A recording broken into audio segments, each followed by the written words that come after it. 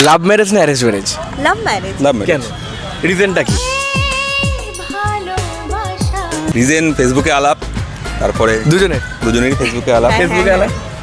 তারপর 10টা বছর কেটে গেল, এখন বিয়ে। তো লাভ ম্যারেজ করার মানে কারণগুলো কি কি? অ্যারেঞ্জ ম্যারেজ কেন করা ঠিক না? সমস্ত রকম দিক দিয়ে কিন্তু হতে পারে সেটা। না, অ্যারেঞ্জ ম্যারেজ যে করা ঠিক না সেটা বলবো না।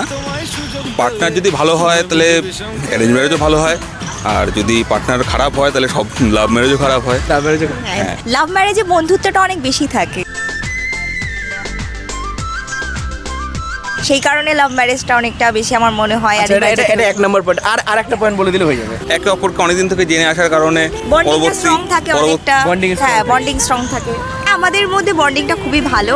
10টা বছর কাটিয়ে ফেললাম মানে খুবই বন্ডিংটা ভালো। হ্যাঁ। সেরকম কোনো ব্যাপারই নেই অবশ্যই। আমাদের মধ্যে। তো আমরা খুব ভালো বন্ধু প্রথমে।